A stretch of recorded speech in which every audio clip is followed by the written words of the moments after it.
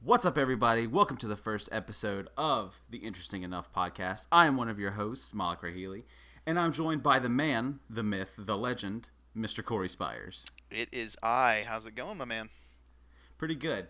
You guys are probably wondering how the hell you ended up on our podcast, and honestly, not quite sure how you did, but we're glad you're here. Thank this God. Is a new thing for this is a new thing for me and Corey, and basically what we just wanted to do was emulate every other person on the internet and have our own podcast where we talk about games and nerd tech and nerd culture and whatever happens in our lives, and we wanted to share that with people because we think we're interesting enough.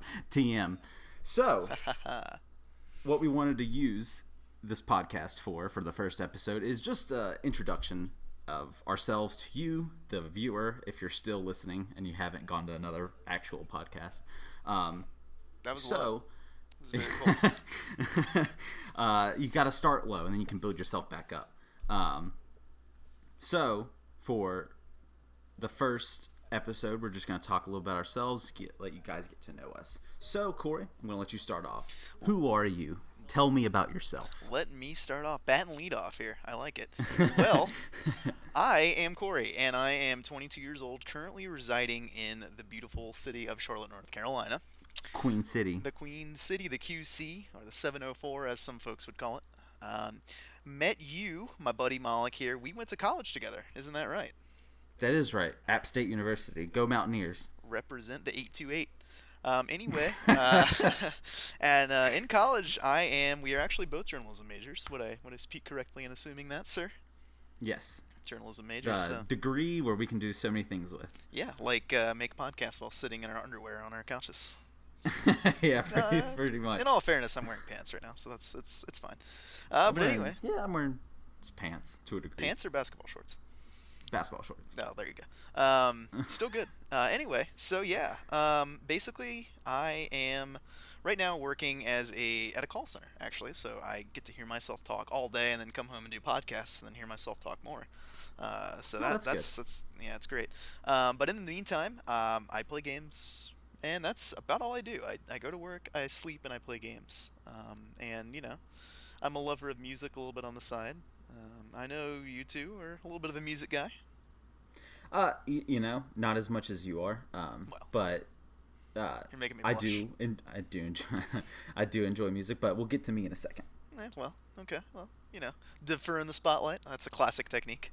But anyway, yeah. So I started playing games when I was, I was about 4 years old. Well, it would have been about 96. I was born in 92, so 96, 97. Parents got me an N64. It was my first system.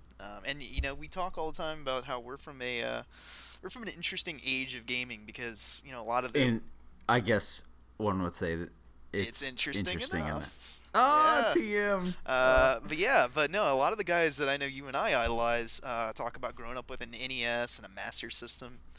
But I don't know about you, but I didn't even know really what that was when I was 4 years old. But anyway, parents got me an N64. Some of my earliest gaming memories are playing Diddy Kong Racing, Wave Race, and looking back, I thought Diddy Kong Racing for the longest time was like the absolute shit, like the pinnacle of game design. And looking back, it just goes to show how sometimes nostalgia clouds your view of some games. Still a good game, Yeah. Still holds a place in my heart. I was a real rare kid because I played Diddy Kong Racing, Banjo-Kazooie, and Tooie were some of my earliest 3D platformers, probably even earlier than Mario 64 for me.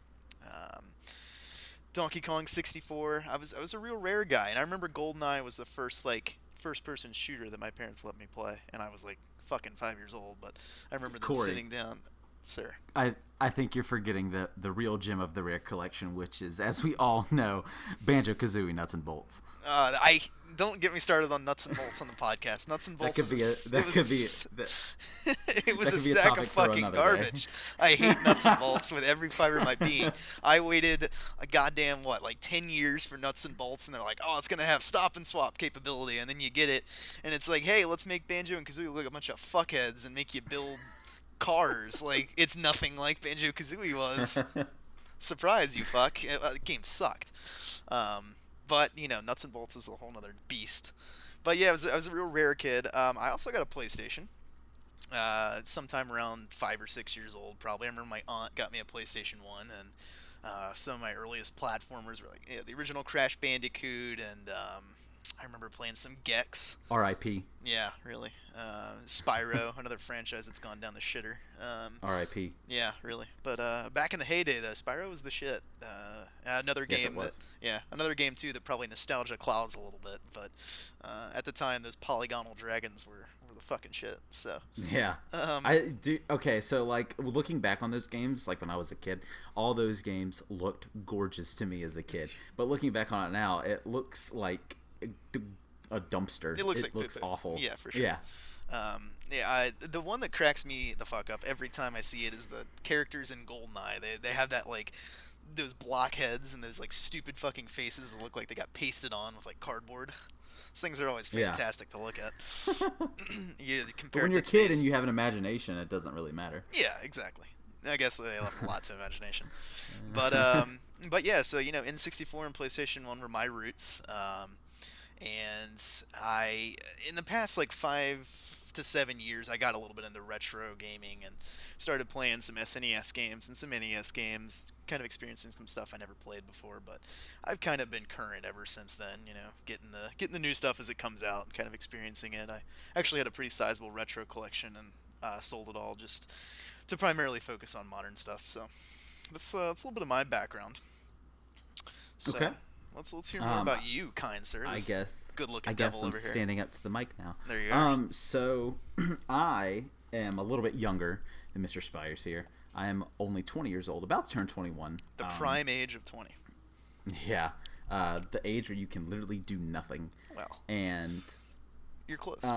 I was born North Carolina like Corey. I'm from Durham, and I played video games pretty much all of my life.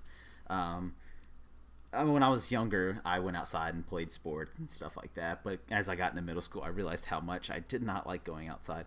And so I stayed indoors, played video games, and I'll touch on what I play in a minute here. But then I went to high school, applied to 3 colleges, got declined from 2 of them, thought I was going to be living on the streets or in my mom's basement. Well, you'll still And- be living on the streets or in your mom's basement with a journalism degree, so there's that. That's also true. And in 2012, went to App State. I'm still there. I'm about to go into my final year. As recording this now, I think I have 2 more weeks left until I start my senior year. And then after that, I will probably be on the streets with my buddy here. I will see you there, sir.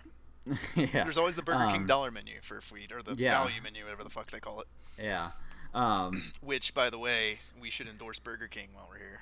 We are huge Yeah, fans official sponsor of the podcast is the Burger King value menu. But anyway, so yeah, and then now I'm in school doing journalism and working for the newspaper there, which me and Corey here both worked for the newspaper. You can find us at the Daily Gamer. .blogspot.com. R.I.P. I think that deserves its own story. Actually, you have to tell the listeners about establishing the Daily Gamer. Yeah, we'll touch on that as we delve into our history. But a little bit about me. I grew up as a handheld kid. I had all of my consoles growing up were hand-me-down, pretty much. My sister had a Game Boy Color. And when she had that, I think I was like maybe 4 or 5. And I would think the first game I ever played on it was Pokemon Yellow. And Great one. yeah, and I would take it, when she wasn't playing it or when she was doing other stuff, and I would play Pokemon. And then playing her Game Boy Color for the longest time, and then eventually she, got older and stopped playing video games, and she gave me her Game Boy Color.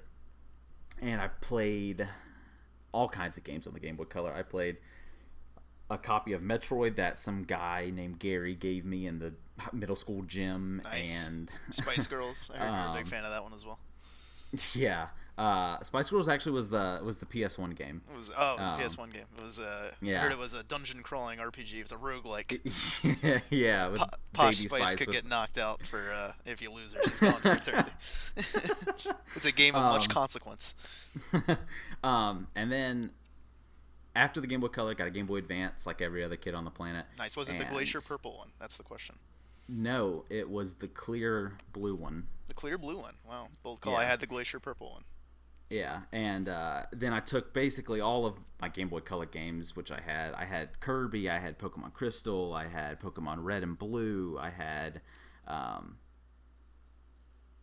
pretty much the classic Game Boy Color games, and took those with my Zelda, Game Boy Advance. Oracle of And Seasons. Oracle no, of did not Ages. have that. Legend of Zelda is a series that I just didn't. I never touched. That's a podcast for another day. Yeah, it is. And then I got a Game Boy Color or Game Boy Advance and played pretty much all the popular Game Boy Advance games. And then I got a Game Boy Advance SP, played Fire Red, played James Bond games. I played pretty much every game that came out on the Game Boy Advance I would play. And I remember playing Mario Kart and, all those new Super Mario Bros. Games on it. I had a deep affection for that. There were several very interesting Yu-Gi-Oh games on the Game Boy Advance that I played. I was a big Yu-Gi-Oh guy. I was a Pokemon guy, Me but I was too. also a Yu-Gi-Oh Me guy. too. Me too. And I remember. Do you remember the fucking stupid ass little like Dungeons and Dice game that they had in Yes. Yu-Gi-Oh lore? There was I a game love, for that. I love Dungeons and Dice. Yes. There's that little. Probably the only variant of the actual show Yu-Gi-Oh that I liked. Yeah, and there's was the little the spiky-haired Dungeons and fuck Dice season. that was, like Yeah. he's like, I'm the Dungeons and Dragons or whatever it's called, Dungeons and Dice, Yeah. whatever the fuck Yeah. it was called. But that I only touched on my Nintendo background there. I said I got hand-me-down systems, and around the time when my sister got the Game Boy Color, she also had a PlayStation 1. She got that for Christmas one year. And I remember the games we got for Christmas that year were Spice Girls and the dungeon crawling masterpiece from Square Enix. I didn't realize they were in on that development. That's impressive. Spice Girls and Crash Bandicoot, the first one. Nice. I was a huge Crash fan on the PlayStation. That's pretty much the first party game that I only played on PlayStation. That's a good one. I have a lot of good memories with Crash. And then honestly, PlayStation 1 we didn't really get many games for. I remember getting like Gran Turismo, and I think my dad bought a Die Hard game on the PlayStation 1 that I was never allowed to play. And I specifically remember a mission where the city was exploding and you could drive through the streets and you could hit people. It was like my first introduction to rated M games. Nice. And then my sister got a PS2, and then around the time she got the PS2 was when she started, she really only used it for the DVD player because that was the big thing with it. Sure. And the PS2 pretty much became mine. The PS2 was like my first like console where I would only play that. I think at our ages, the PS2, because for me too, was like the first console I actually realized the brevity of what it was. When I had an N64 and a PS1, it was kind of like, oh, here's this thing. But with the PS2, I was actually at an age where I could understand, like, oh, I can buy Jack and Daxter and play it on, my PS2, which was one of my first PS2 games. I'm pretty confident in saying that if I did not have the PS2, I probably wouldn't be a gamer now. Bold call. Because the PS2 is really what made me want to stop going outside and playing sports, and that's really all I wanted to do was just play Lego Star Wars on the PS2 and all the Jack and Daxter games. The Jack and Daxter games were my life on the PS2. The first two Sly Cooper games I played on there. The original Star Wars Episode 3 was also a big one. All the Battlefront games. That's another podcast for another day, but Battlefront's going to be awesome in November. Yes, Battlefront is going to be nice. And off the so the PS2, a lot of people loved for a lot of honestly a lot of the PlayStation games were loved, or not PlayStation consoles were loved because they had such a robust RPG setting and library on them. They had a massive library in general. They had like 1,200 fucking games for both of those systems. Yeah, ridiculous. But like 900 titles were shovelware. Yeah, pretty much. Well, that's the same. But like everyone loved RPGs on the PlayStations, and I never played RPGs growing up except Pokemon. Pokemon was like the only RPG I ever played, and I think Pokemon was an RPG introduction for many a gamer. Yeah, and then I remember after having the PlayStation 2 for like 5 years, playing all the games, and Batman Begins when that came out on the PlayStation 2, and yeah, I can't even count how many PlayStation 2 games I had. Obviously, the continuation of the Crash Bandicoot series and all those games. When the Crash Bandicoot series started getting really weird. Yeah, I Wrath of remember. Cortex was one of the last good ones. Yeah, I remember my PlayStation 2 died. The disc reader stopped working, and basically, this was a pretty big problem. I don't know if anyone has experienced this, but I heard that's a widespread problem.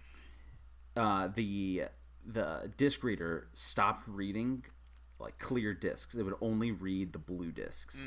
And so that really limited me to only playing like the Lego Star Wars game and like the other titles where they thought the blue disc was a fantastic format to put their games on, which honestly to this day I still don't know what the purpose of the blue disc was. And I remember that died, and I didn't have a console for a while, and then my dad talked to someone at his work, and some woman was selling an Xbox original, and she was like, yeah, I'll sell it to you and a handful of games for like $50. And my dad called me and he was like, hey, do you want this? A woman selling it. And I was like, well, yeah, I want it. And I was like, I need something to play. And I've heard the Xbox before. The only really experience I had with an Xbox original was one of my good friends from my younger years. He's still my best friend. We played, what's it called? I'm drawing a blank now. It is the game we played, Halo. God, I forgot Halo. We played Halo 1 and 2 on it. More on the Halo 2 side, but we played Halo 2 constantly. I would go over to his house. Nice. And we would just play 1v1, get pissed off at each other because we were always screen peeking. Of course. And that started my love affair with Halo. So when my dad told me, hey, there's an Xbox that you can get, I was like, well, yeah, I can play Halo. And then there was Xbox Live and stuff like that, but the lady didn't tell us that the Ethernet port did not work. That's an important feature to note. That's why it was $50. Yeah, so that's why it was such a good deal, was because this woman was fleecing us. That sucks. And so she sold it to us, and my dad picked it up, brought it home, and then hooked it up. And honestly, I played a lot of single player games, and the Xbox started a lot of the love affairs for the games that I love now. PlayStation was a lot of games that I loved as a child, but I don't play anymore, like Crash Bandicoot, Spyro, Jak and Daxter. That's mainly because they don't release those games anymore. But Xbox is what made me the modern gamer as I am now. And I remember when the Xbox 360 came out, I told my dad, I was like, Dad, I have to get an Xbox 360. If you don't get me an Xbox 360, I'm gonna kill myself. I'm gonna run away. That's extreme. Which one? I didn't actually say that. Okay. I was gonna run away and then kill myself. Oh my gosh, that's very dark. And he told me, he was like, no, they're like $400. Get out of here. And I said, all right, fine. So I just played my Xbox original. And I remember I got Call of Duty 2. That started my... No, Call of Duty 3. One. No, Call of Duty 3. That was it. That started my love affair with Call of Duty, which I'm no longer in love with. But for the longest time, I was a huge Call of Duty guy. And the first game on the Xbox original that I played is a little game known as Knights of the Old Republic. Ah, fantastic. That was the day I got it. It didn't come with any games. The lady didn't have any games to sell. And I told her, I was like, Mom, I need a game for this thing. So we went to Blockbuster. Classic. And yeah, shouts out to Blockbuster. And they had Knights of the Old Republic there, used on sale for $35. And I was like, I love Star Wars. Let's get this. And it turned out to be one of the best RPGs I've ever played in my life. It's a great one. It was fantastic. It was a good one. There was my experience with that game was ruined because I got all the way to where the Sith Academy is on Korriban, and then I accidentally killed one of the Sith guys, and then I somehow got caught in some sort of weird fucking feedback loop, and I couldn't leave Korriban because everybody was killing me. Like on the way through, there Yeah. were so many fuckers trying to kill me that I couldn't leave the planet, and I didn't have any older saves, so I'd never beat that game. But what I played of it, which is a good chunk, I really enjoyed. You should go back and play it. That would be a good experience. I had to. Although I will say I've tried going back and playing Knights of the Old Republic multiple times. I'm sure it's and jarring. it's not the same. Yeah. My thing with nostalgia and games is leave it in the past. Yeah. I don't unless it's an HD remake, that's fine. But like I don't find the joy in digging up old consoles and games and going back and playing them because they're not the same. Sure. I had that perfect experience when I was younger. I don't want to try to recreate it. Fair enough. Yeah. So anyway, had the Xbox original in this story. Traded it in after like a year after the Xbox 360 came out, and then we all know the story of the Xbox 360. And I was pretty much an Xbox guy up until now. I still love the Xbox. Xbox is still my favorite console. And I also have a PS4. I had a PS3 too. So Sony's been in the background. Xbox has really been my main console. So yeah. We have the same gaming setup, except I have a Wii. That's a recent addition. Yeah, Corey just bought a Wii. Well, and the reason for it is mainly just for Virtual Console. So everyone on the internet probably also understands this. Well, you can emulate these games for free well, on the internet. we've had this discussion, and I know, but there's just something about it. I don't know. I don't know, the experience of holding a controller next to the console. I don't know. It's just something. The about Wii it. remote is not a controller. Well, you use the classic controller, so there's It's an that. abortion. That's really rude. We both had Wii Yeah. U's at one point. We did both have. That's a quick chapter. Yeah, I've actually owned 2 Wii U's. Haven't you owned 2 Wii U's or just one? No, I've just owned one. Okay. Me and Corey have this really bad habit that we haven't touched on, with going back and rebuying things. Oh yes, routinely. Yeah. We've There owned. was the great. I don't even want to go. I into think you were going to touch on the 3DS debacle. I don't even want to go into all the DSs I've owned in total, from the original DS to the 3DS XL. I've owned, I want to say, between 5 and 7 iterations of the DS. I'm probably right there with you because I had the original gray brick one. I've had 3 3DSs. I had a 2DS, and yeah, I think I'll stick at 5. I never had a DSi or DS Lite or anything. But I had the original DS, a blue one. Did not have a DS Lite. Got a black DSi. nice. And then what else did I have after that? I then got a 3DS, a black 3DS. I had that one too. It was right when it came out, and then you move your eye even 1 inch to the right, and the 3D fucks up. I played Ocarina of Time in its entirety with the 3D slider on, and that was a migraine waiting to happen. Like Yeah. 40 hours of having to shift your eyes across the screen where you lose the 3D in 2 seconds. It was great. I had the black 3DS, traded that in because I was like, the DS was really when I started to stop playing handhelds and focused all my attention on consoles. Back in my PS2 days, I really started to wind down on the handhelds. It was really Game Boy Advance and Game Boy Advance SP were my 2 biggest handhelds that I played all the time. But then once the PS2 was given to me by my sister, because she's like, I don't want this anymore. Here's all my games. When I was growing up, I really had no interest in playing the PS2, Sure. except sparingly to play Crash Bandicoot and Dragon Ball Z. And then when the PS2 was given to me, that's when I was really like, oh, let's get all the PS2 games now. Nice. And then I had, going back to the 3DSs, I had a black 3DS, I had a red 3DS XL. You had the blue Super Smash Brothers one. Yeah, I had the blue Super Smash Brothers 3DS XL. That was a very pretty console. And then there was this weird, confusing time in our lives where we owned 2DSs. Why did we do that? They were on sale, I think, is why we did it. They were on sale, for like and $100. we were like, it was like right after they came out, and they were $130. And I literally only played Pokemon Y on it, and I traded it in. Which is similar to what I did with my new 3DS. We told ourselves, hey, the 2DS isn't bad. Like, yeah, it looks dumb and it's for children. But I mean, then again, all the DSs are for children. But we get the great fast 3DS and regular DS libraries. Let's do this. When you say it out loud, it sounds so stupid. Because it was stupid. We should have realized this before. But fun fact, we actually had an article in the print edition of our newspaper at school, in the opinions section about it.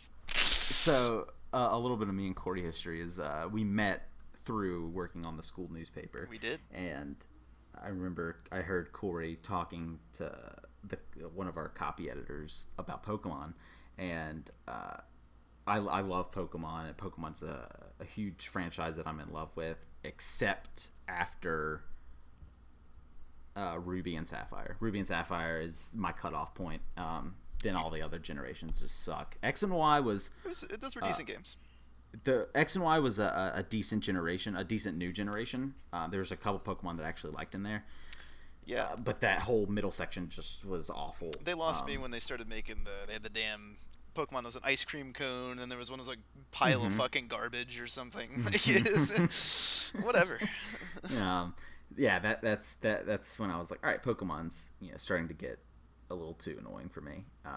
And I'm one of those nostalgia guys where I just love the original 151 and then classic the second generation. But anyway, so I roll over to him in my computer chair, and I just look at him like, you talking about Pokemon? It was the beginning of a very beautiful broship. Yeah, something like that. Some would call it that. Yeah, and then it was just a love story from there. It was. And it was. We ended a fairy up, tale. Yeah, we lived right across the hall from each other in our dorm. That also helped. We didn't even know that either until one day I walked outside and there you fucking were. Yeah, and I'm like, oh hey, that's the Pokemon guy, and yeah. you were being a bro in your room, listening to music like and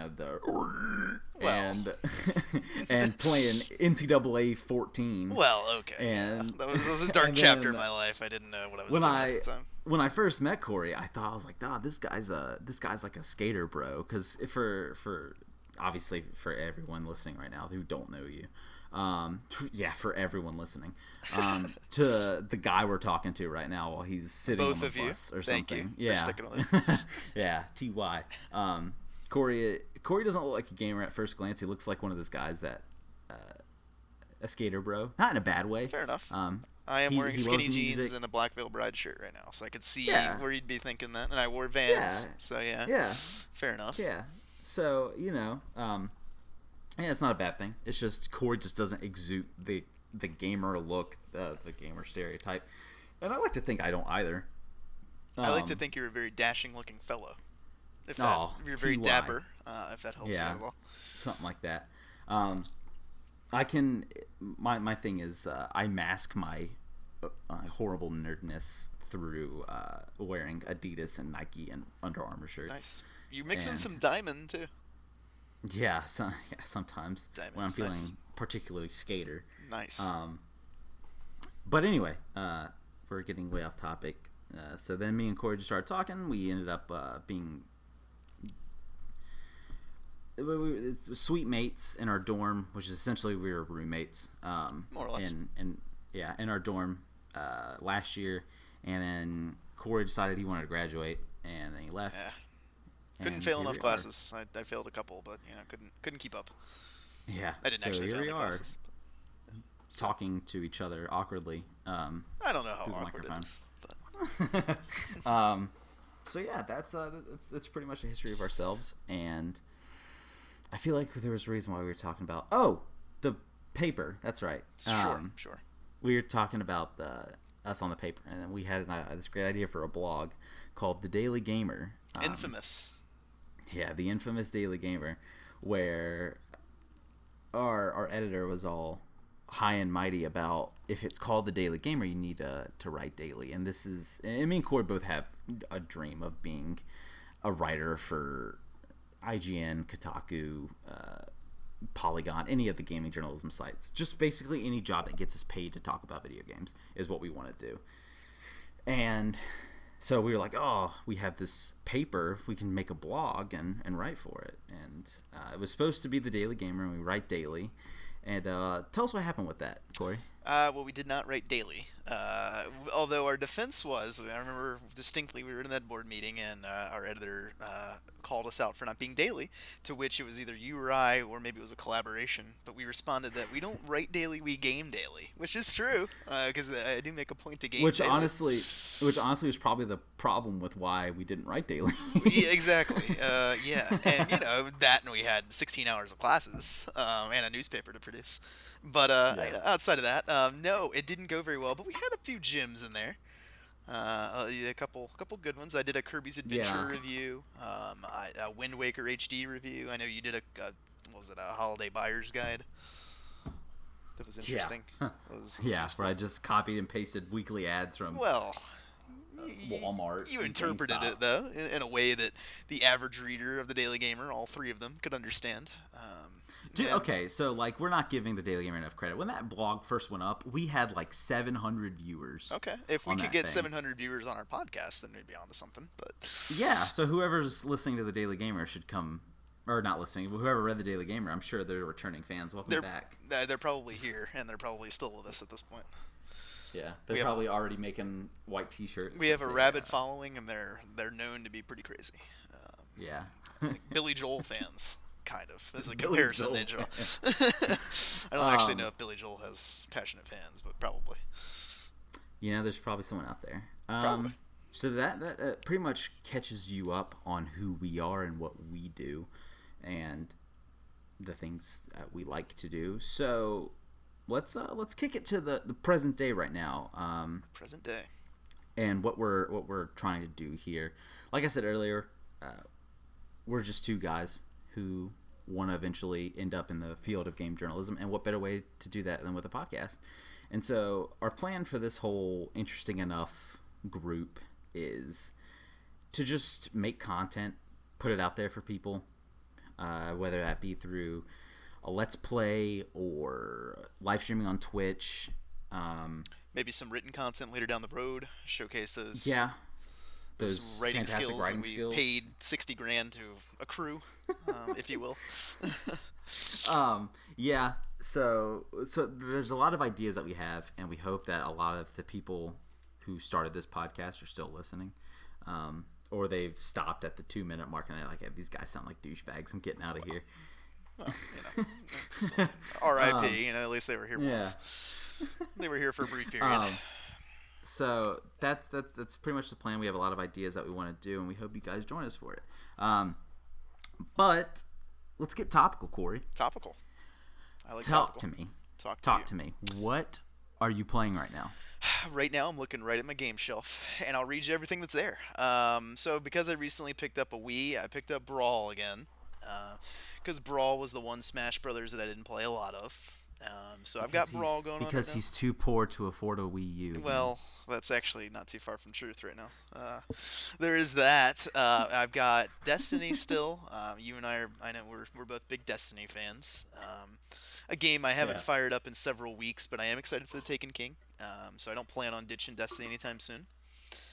With that said, I'm not like a rabid, I'm not like level 34. I'm like 32 and change, and I'm not like, Well, that's just because A, we don't really have friends to play that's true. with, and B, we don't really want to do the Trials of Osiris over again. Exactly. Let's see. I've got a game that you love, Bloodborne. Yes, fantastic series. I'm one of those guys that loves the Dark Souls series. And I'm one that I played Dark Souls 1, actually while in the dorm with Malik here. And I beat the first boss, and then I traded it in. Because he couldn't take it. Well, He's one of those weak-ass gamers. Yeah, you could call it that.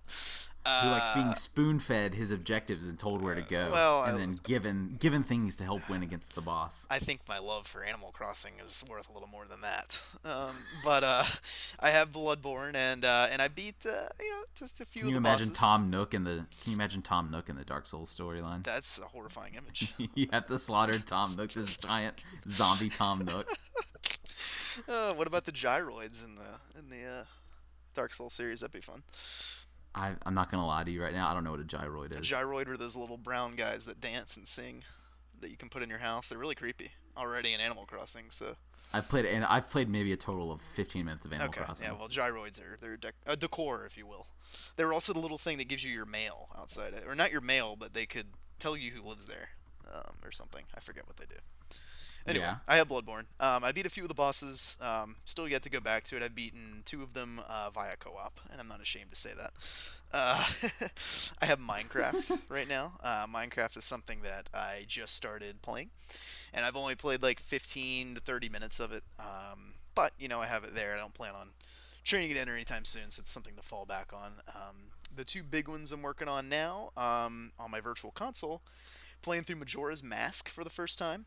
I How had much did you pay for that? $10. I can get it for free. There you go.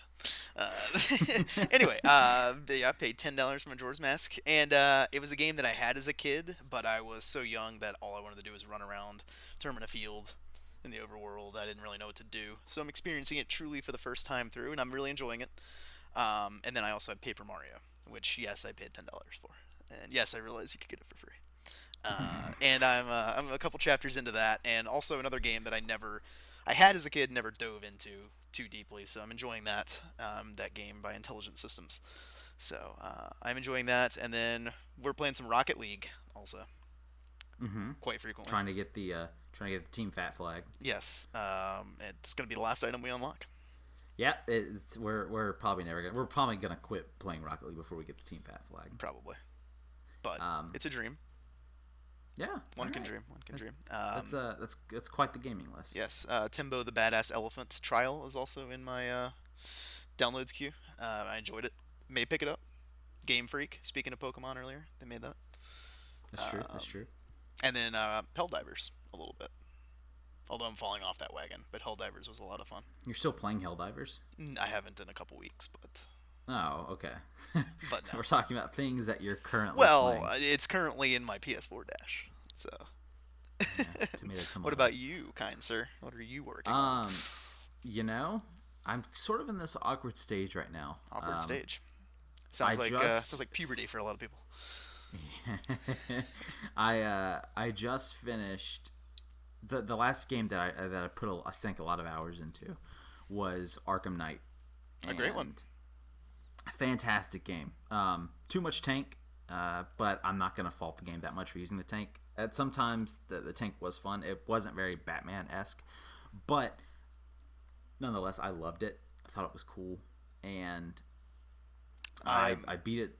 I was glad to know that the Cobra tank sections didn't kick your ass as much as they kicked mine. I was very pissed at those parts. You breezed right through them, so because you didn't upgrade your. Corey never upgraded his tank. That's true. That is partially true. And I didn't think that there'd be scenarios where I'd have to kill 12 fucking Cobras and. Oh, you didn't know? Okay, so here's the interesting thing: World of Tanks and Rocksteady paired up together, and it's the new add-on to World of Tanks is Arkham Knight. It's the Halo Scorpion DLC. Yeah, but that was the last big game that I played. I tried to platinum it, and I didn't, just because I didn't feel like. I collected all the Riddler trophies. I did all that stuff, but I didn't feel like going through and doing all the minuscule stuff like glide 400 meters or all the other trophies, and especially the challenges. That was the big thing, is the AR challenges. I did not feel like doing all those. A little monotonous. So that was the last big game that I played. And then now I'm sort of in this awkward stage where there's not really much of anything that I'm playing right now. I have currently sitting on my shelf, I have Bloodborne, Destiny, and then I also have the Handsome Collection for Borderlands. I loved Borderlands 1 when it came out, and I played Borderlands 2 on the 360, but I never beat it.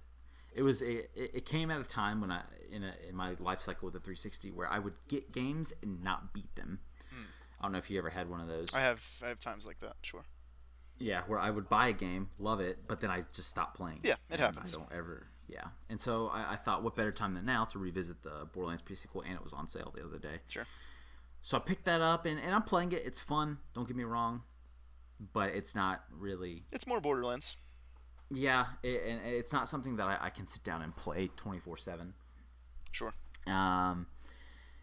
And I also have Final Fantasy X and X-2, the HD remaster for PS4, because I keep trying to convince myself that I like Final Fantasy, and it doesn't do it for me. And I want to get into it, and I hear so many great things about the Final Fantasy series, but it's just a series that no matter how hard I try, I just cannot get into. I'm with you there, unfortunately. I've played a couple of them and nowhere near their entirety. Just a series that I've just, I never got the introduction to, so I think I kind of missed the boat on that one and haven't dived back in, unfortunately. So Yeah. I'm with you. Same boat. And then I got this game back when it came out, and I sank 60 hours into it, but I didn't beat it because it's a massive effing game. The Witcher 3. Great game. Fantastic game. Love it so much. I love that world. I love Geralt. That's just a world I love getting immersed into. But here's the thing. Once I get unimmersed in that kind of world and I get pulled out of it, it's very hard to just jump back into it without starting from the beginning. It is. Because I think I got it again the other day because I didn't beat it, and I traded it in because if you haven't realized this, me and Corey are from a generation where we didn't have our own money growing up, and so the way we got our games was we traded things in to get new games. There's no way that we could afford all the games we have if we didn't trade things in. Nope. Yeah. And so I got The Witcher 3 again, and I think I've only played like 30 minutes of it since I last got it because I just can't get back into it. And Fair enough. I'm wanting to get back into it, but I don't know. It's tough. I don't know. It's one of those games where if you fall out for a week or two, you forget the storyline, what's happening in your quests, and then there's no context to what you're doing, and you don't feel inspired to do it. I've fallen in those traps before. Luckily, when I played through The Witcher, I was on a streak where I was playing it pretty much every day for a month and a half. I was able to power through it all. But I could see how that's happening to you. Yeah.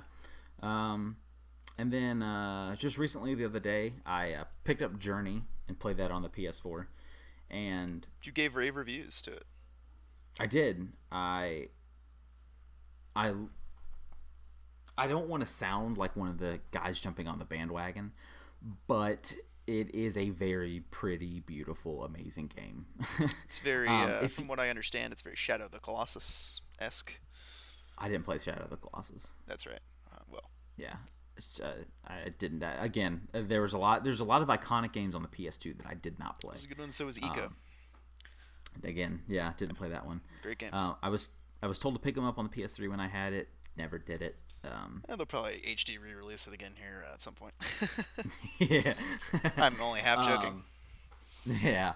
I'm sure we'll get the whole... Well, actually, since Xbox One just announced the backward... Not just announced. 2 months ago. Has it been that long? Compatibility. My God. It's almost August. It's almost been a month, right? Month and a half. It's been a little more than it's been a little bit more than a month. God. Yeah. It feels like E3 was just yesterday. Yeah, but, they just announced the backwards compatibility thing. So I think we'll stop seeing HD remakes, at least on the Xbox One side. Because I'm sure the developer can just say, all right, yeah, take it over. Sure. And not spend as much money. But anyway, I think Journey is an awesome, beautiful game. If you take it at face value, it's an hour and a half experience. That's like, oh yeah, this is good. But if you really like sit and after you play it and you think about it, let it fester, let it marinate. Yeah. Fair enough. Let it froth in your mind. Froth. There it is. That's a disgusting word. That is. Then it'll start getting a lot better. At least that's how it was for me. Sure. And then I forgot this one game I have, the infamous game that I've had since I don't know how long, Final Fantasy XIV: A Realm Reborn. You still have that? That's right. I forgot about that. I can't find anyone to take the game off my hands because it's like a PC game where there's the online code. Walmart will. Didn't we decide that? For like 50 cents or something? That's right. Like that? Walmart. No, I think it was like around $4. They make you pay them to take it, to pay for the cost of them throwing it the fuck away. Yeah. Yeah, can I pay you guys just to get rid of this game for me? Sure, it'll be $2. Fuck. But that's pretty much all the games that I'm playing right now. Let me ask you Um, this. okay. You got what you're playing now, but what in this goddamn slow period are you most looking forward to in the Um, next like month or two that'll get you through these dry summer months? Because you my know, god, they're dry. um, Like dry when bones from the Mario series.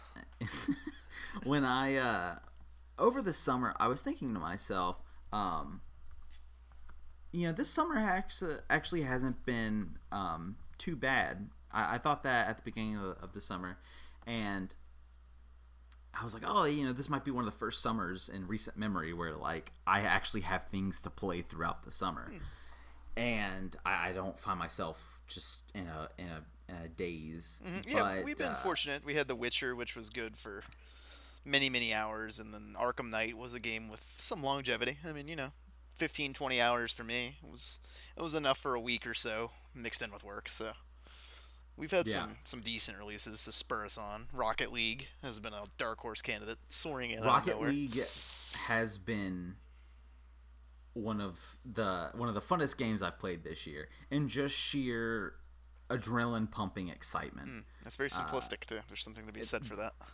Yeah, it's if you haven't played it, I highly recommend going and playing it. Sure, It it's is free a right now for fantastic PlayStation game. Plus. So It is. That is swoop in. true. And then I thought, I was like, oh yeah, this is a good summer. And then now I have nothing to play. And Sure.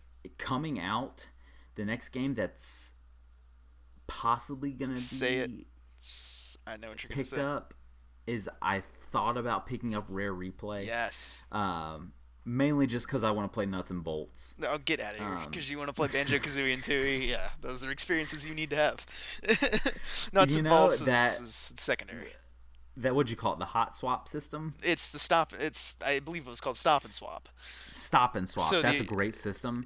Revolutionary in the gaming industry. Well, so the original idea was that if you did certain, I forget how it went now, but if you did certain shit in Tooie, there was like an egg that you pick up or something, and I went through the painstaking process of fucking doing it.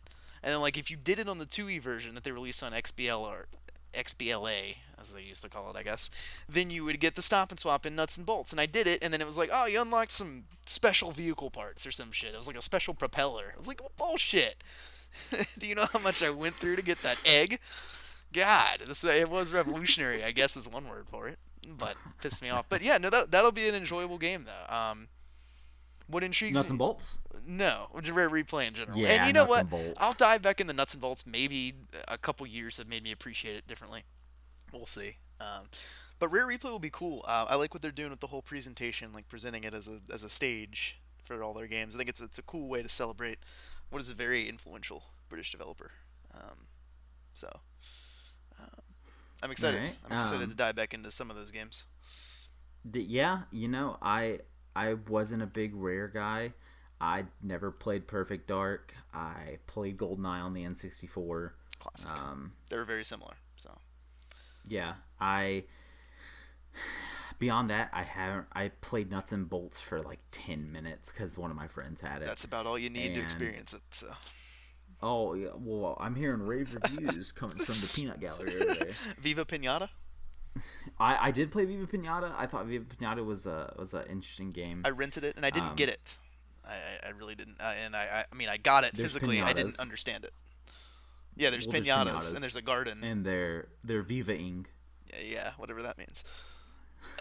I knew it was like a garden simulator type thing. I'll dive back into that too and see if my appreciation for it has changed at all, which I imagine it probably has. Viva Pinata is interesting. But really, what I'm looking forward to playing is Battletoads. A lot of the older games. Yeah, well, actually, yeah, Battletoads is a game that I'm actually looking forward to playing because GameStop finally has it. Yeah. Fun fact: I used to work for GameStop. I was just about to say that. And I never got a call asking for Battletoads. Really? Nope. It's a fun fact. I figured everybody gets one of those. I got a call from a guy asking for Hello Kitty Island Adventure from the South Park episode. Nice. But I've never gotten a Battletoads. That's a very deep cultural reference there. That's even deeper than Battletoads is a deep cultural reference, but asking for that obscure Hello Kitty game. That's even deeper. That's impressive.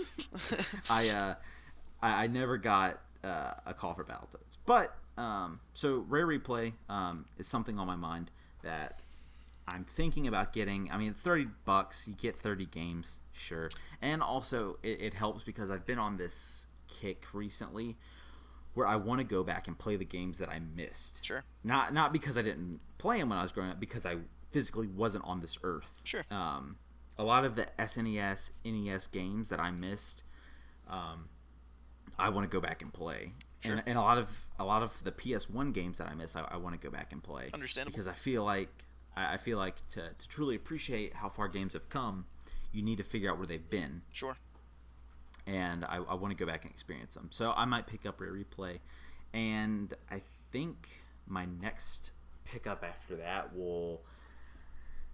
It's tough to say. I think it might be Metal Gear. Yeah. Another series that I have played. Have you ever heard of Metal Gear? I've played 4 games in the series. Mm-hmm. I've played Metal Gear Solid 4. I've played Peace Walker, Portable Ops, and what's the other one? The one that came out on the 360. I'm not very familiar with the Metal Gear series. With the mask guy. It was like Revenge. Duels of the Planeswalkers. Oh, Magic the Gathering, bro. It was the one with, I think his name is Raiden, or Sure. I'm not entirely sure what it was. I'm probably sound like an idiot right now, but those are the only games. Never beat any of them. I just played them. Oh, and I also played Ground Zeroes too. There you go. And from what I've heard, Metal Gear Solid 5 is amazing. And I've heard that too.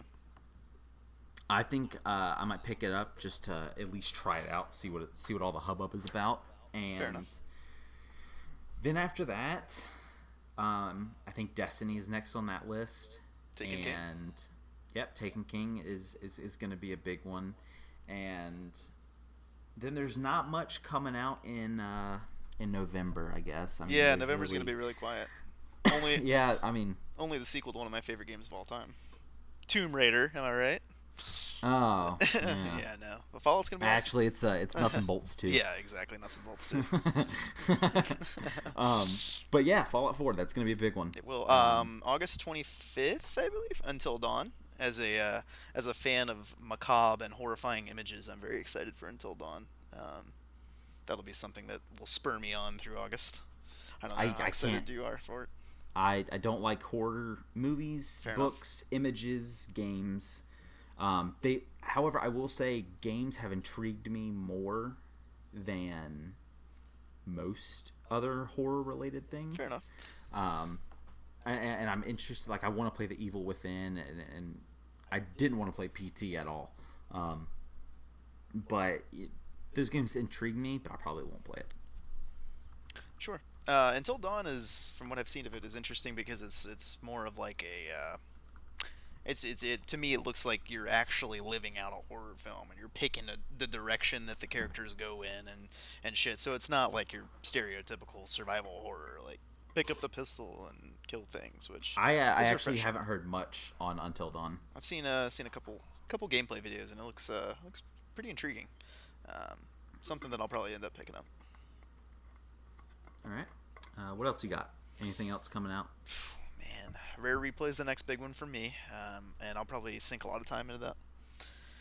Outside of that, I mean, the next big ones for me, Metal Gear, maybe. Metal Gear is a series I've never really at all dived too deep into. I downloaded Ground Zeroes because it was free on PlayStation Plus.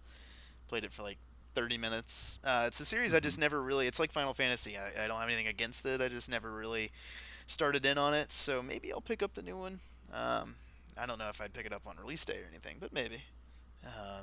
And then obviously Tomb Raider and Fallout are the big ones on my horizon. And then, way off in the future, Halo 5. But for now, Rare Replay is the big one, and I'm super stoked for it, as you've heard me say many times. And then Until Dawn, probably. So that's probably the sequence it's going to go in. I like it. Indeed. Well, I think that about wraps up our first episode Wrapping it up. of the Interesting Enough podcast. Thank you guys if you guys have made it this far and you're still listening. And the question is, was it interesting enough? I hope was it interesting enough indeed. So basically the whole rigmarole of this whole podcast is every Monday you'll be able to find us on iTunes. Hopefully this is on iTunes by the time this goes up. We will make it happen, Captain. Every Monday this podcast is going to go up on iTunes and on YouTube. YouTube we won't have video just because me and Corey aren't in the same location right now. He's in Charlotte. I'm going to be in Durham, and then I'll be at school. So it's hard to get like a video podcast going. However, I mean, we can record or like our video chat and post that if that's wanted by people. It will just be me and Corey and our naked talking to each other. Yikes. That's horrifying. But thanks for giving us a listen, and we hope to see you guys next week. Sincere thank yous.